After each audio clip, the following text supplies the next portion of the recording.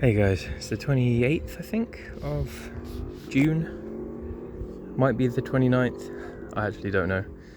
I thought I'd show you around the figs. So I did post a video on Facebook a little, or maybe last week, but I didn't post it on YouTube. So if anyone's interested in the figs on YouTube, then yeah, here we go, there's a video. So as I might have said before, I was slightly disappointed this year because we had such a dry spring and none of the pots were mulched and the water was just running straight off. So, and yeah, because I can't get down here often enough, it meant that a lot of the figs were starting to kind of dry up, and that's when you need the growth to be really nice and vigorous. So since then, I've mulched all of the pots with wood chips, and I've started to put trays underneath just to catch a little bit of the water that runs off. So yeah, because of all of those problems, lots of the trees didn't put on enough growth for me to pinch out and try to force them to produce little figs. When I finally could pinch out, what they've done is formed loads more branches and not really many figs. However, in the last week they have started putting out figs, but I don't know if it's too late, because in the UK outside, in the south, maybe you're looking at like 120, maybe 110 to 120 days from when you first see the little bump. So when you first see a little bump like that to the fig ripening. So that takes us, what is that, sort of, let's say it's the start of July now, obviously it's not quite, but so it takes us August, September, October, November, probably mid-October to November, these guys would be ripening. But I'm keeping my fingers crossed that they do. Anyway, one fig has been really great, and that's Black Celeste. It decided to just pump out figs after pinching like crazy, which is super cool. That's exactly what I wanted, whereas most of the trees have just decided to branch. But yeah, not doing too bad. So I'll quickly go through. So like I said, Black Celeste, it's looking good. It's got quite a lot of figs. I mean, they'll still be very late, but hey, hopefully they ripen. Malta Black has a couple that might just about make it. That little one there. Yeah, disappointed that this was a really vigorous branch and it hasn't really done anything. So maybe one or two for Malta Black. Negretta has a Braber, and it does have a Maincrop that's probably big enough to ripen, hopefully. I mean, this is all assuming we get like a mild autumn. If we start getting frost in late October or something, then it might not go too well. Green Mitrinska cutting this year. This is Aubon, again cutting this year. My Azores Dark is putting out a few figs. Hopefully they ripen up for me. What I'm probably going to have to do is just take off a lot of the figs and leave one or two. This is Lila Severa Figuet. It's got a Braber on. It's meant to be the same as Mora de Caneva, so I have got Mora de Caneva at home. So puts out these like really long figs, so that one might make it. That's pretty much the only Maincrop. Negrone hasn't done anything. No Brabers or Maincrop. I'm thinking about getting rid of this one, to be honest, but I might give it next year. This is my LSU kind of collection, if you like. LSU Champagne is growing really well. It's put out this. I did try to take off all the excess growth, but I might leave this bit. But yeah, it just put out loads of branches after pinching and not really any figs. It's got a couple of tiny ones on. I don't think it'll ripen them, to be fair. But yeah, we'll see. LSU Gold is looking slightly more promising. So there's a sort of pea-sized Maincrop, and there's another one there. So maybe I'll get to taste LSU Gold.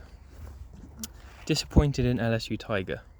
I mean, it's partly my fault for leaving too many branches on, but yeah, seeing as how fast it grows, I thought it'd be a good one, but it hasn't put out really any substantial ones. There's like one little tiny main crop there, but yeah, it just puts out branches. You can see this is where I pinched that bit there, and then it's put these 2 branches out.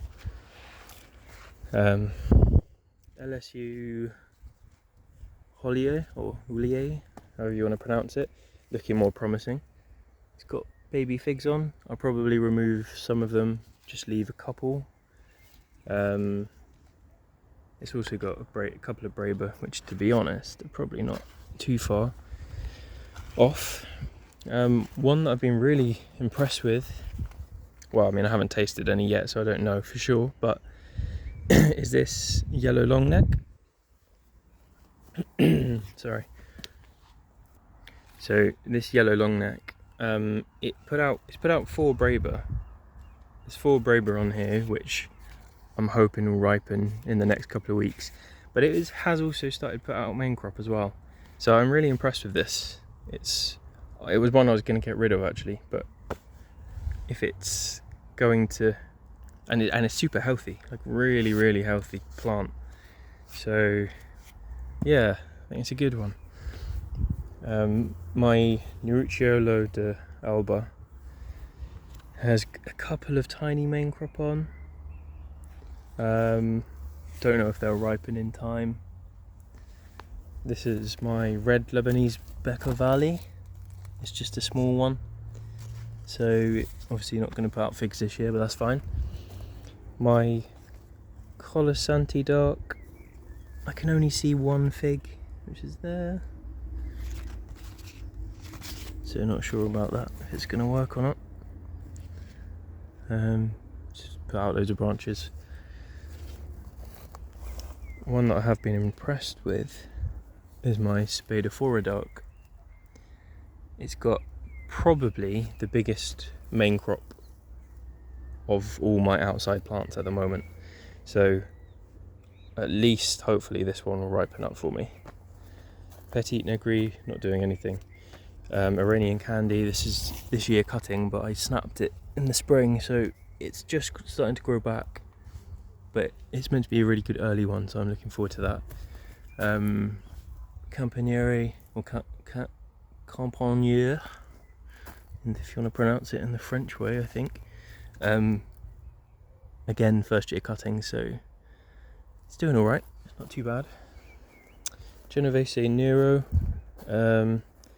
yeah, nothing happening. I don't think I'll get anything off this year, which is a bit of a shame, but yeah, I'll definitely give it one more year, because Tom, the person on the Facebook group, Tom, who I got some cuttings off of, he said it's a good one. So nothing on this. This is I think it's a, oh man, I don't know if it's Greek or was it Bulgarian, I can't remember, but yeah, nothing on there. Mitrinska 10, this was one that's meant to be like a super good one. Everyone should definitely have one. And it's just been really weak growing, but it has now decided that it's going to put loads of figs out, which may ripen, seeing as it's meant to be very early. Improved Celeste, it's got a couple of tiny ones. I don't think they'll ripen. I was really looking forward to Improved Celeste, because it's meant to be quite a nice, like what they describe as a sugar fig, and I do have a sweet tooth, so. And then Hardy Chicago, which yeah, hasn't grown very well because of the dry weather, so nothing this year, but I'll definitely keep it for next year. So yeah, that's all my potted fig trees.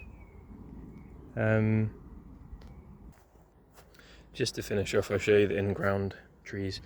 So this is Peretta, right? Which came from someone who got it from Ubera in, I don't know if they're in Germany, I think, who like bred the variety. A lot of people thought it was the synonym of long date, but yeah, the thing is, my tree, people have said, doesn't look like Peretta. and I agree, it doesn't quite look the same as long date. So I'm a bit confused. It's definitely not the same as brown turkey, because the fig has quite a different taste. But yeah, I don't actually know what it is. Anyway, it's very productive. It's got lots of figs all over this small tree. I don't know if there's any on this branch. A couple down there. It's very productive and it was very tasty last year, so I'm really looking forward to it, and I'm going to definitely keep it in ground. So I do need to decide how to prune it, because yeah, I'm keeping this one for Brabers, so I don't want to like chop everything back because it will not form any Brabers then. So yeah, and then finally, last one is this Ronde de Bordeaux, which I've always said it doesn't really grow much, but it does put out figs. It's actually quite late in putting out figs, but it is starting to now. Got main crop. But again, I don't think these are going to ripen until probably like mid to late October. It has got a Braber on it as well, which is quite unusual. But these are a very tasty fig, quite reliable in the sense that you generally get quite a lot off of it. So yeah, I'm looking forward to that. But anyway, that's all my figs. Oh, there's greenhouse ones, one sec. Right, last but not least, I will shut up after this, I promise. So my greenhouse figs, like I said before, it doesn't get a huge amount of light. Well, it does in the sun, but obviously because of the walls, it doesn't get a huge amount of light, which means the leaves are massive. So in the back I've got a Col de Dama Blanca, I think it is, but I've kind of neglected it and I don't know if I'm going to keep it, to be honest. I've got Verde Paso here, which is looking promising. So Verde Paso, what's this one? Bourgeois Greece is, the growth has been quite spindly, so it hasn't produced anything. And then Ponte Tracer hasn't really produced anything either. Well, I don't think it's got anything on it, which is a bit of a shame because I was looking forward to that. My Angelito, which is a first year cutting, has got a main crop on, so I'm really excited about that, and it's still growing really strongly as well, which is super cool. Whoops, it's very, very messy in here.